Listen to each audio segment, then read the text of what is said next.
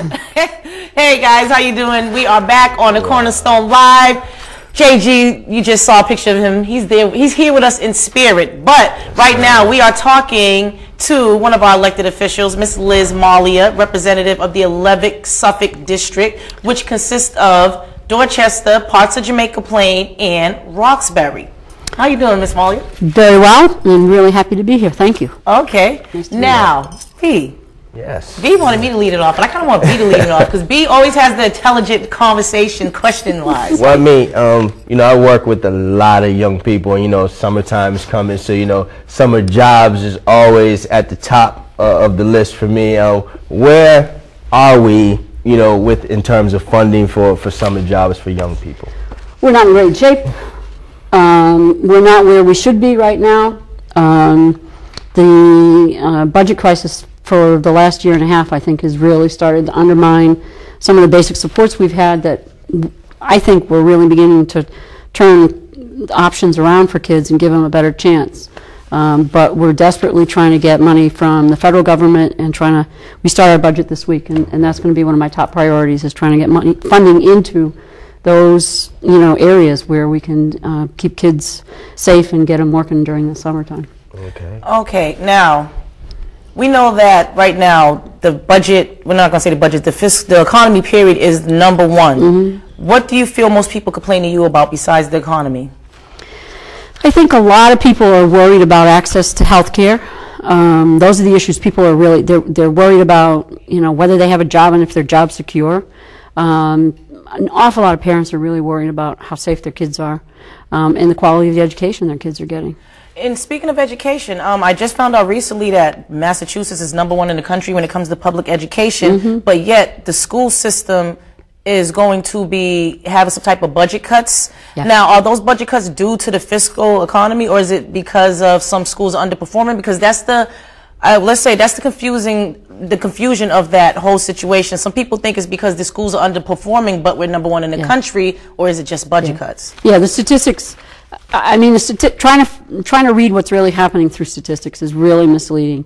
We don't have enough money, and one of the reasons we don't have enough money is because we haven't had the support over years. We depend a lot on education funding for our property taxes, and every time we hit an economic drop, the schools get hit. So every time the schools start trying to pick up and we start making improvements, overall, this has really been the consistent story. We end up getting in trouble and our schools start to suffer. But we need to also improve the access to teachers who really care about what they're doing, and we need to improve the schools and the supplies that we give, put in the classrooms. All kids don't learn the same way, so we need alternatives. We need some charters, we need some pilot schools, but we need to get to a lot of our kids who are in our public school system who basically have mental health and substance abuse issues that haven't been treated. We've done a terrible job as a state looking at that, and I think that's one of the things that we're beginning to understand. We've got to move. Now, speaking about health care, we know that Obama just passed his health care stimulus, his health care bill, but Massachusetts already had one in place where it made it mandatory for everyone to have health care. Yep. Now, any issues with that? Now, will our health care plan be depleted? Will it be added on to? How will that affect our health care plan?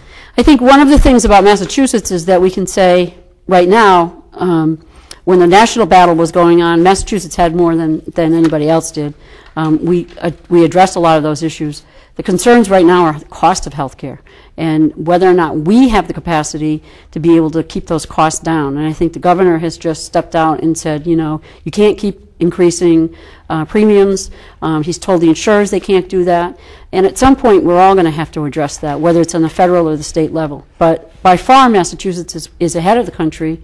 And there are an awful lot of people who have access to decent health care now who otherwise they would have just dropped aside. And I think we're doing the right thing here. Okay. It's not going to have a simple answer, but we're moving in the right direction. As long as you can answer the question, that's all that counts. Yep. Honest answer. Now, in the very limited time that we have left, youth violence is another thing that's really big for us. So in the 1 minute that we have left, kind of where are we in terms of funding to develop programs and things like that to help kind of quell some of the violence that's in our community? What we know, unfortunately, is that because of the budget cuts, because of the budget problems, we've lost money in the Department of Mental Health. We've lost money in the Department of Public Health. We've lost money for DYS. So we're working at a real disadvantage right now. And the recent shooting in Dorchester with a young man that died, who they think might have been a suicide or not. It's real clear when you go back and look and see that young man had an incredible series of institutions. He'd been institutionalized. He's been involved with the law. Massachusetts has really got to do something about not allowing all the people that we have with mental health, especially our young people, to end up in jail, which is a really absurd, untenable, and unaffordable way to take care of our problems. Okay. But we shouldn't let our kids suffer like that either. All right. We got 30 seconds left. Do you want to just give out your contact information for anybody that would like to reach you? Sure. My State House office is 722-617-722-2060. I'm reachable on my State House, basically any time through my State House, but I'm out and around in Dorchester and parts of Grove Hall, Eggleston, Roxbury. I try to go to as many community meetings as possible and stay out there so people can stay in touch. Okay, thank you so much. We have just spoke to Representative Liz Malia, and like you said, I love when politicians can come into here and just sit down and be one of the regular people. Now we're going to wrap this up, and we're going to head on over to my man Bugs, and we're going to do this all over again.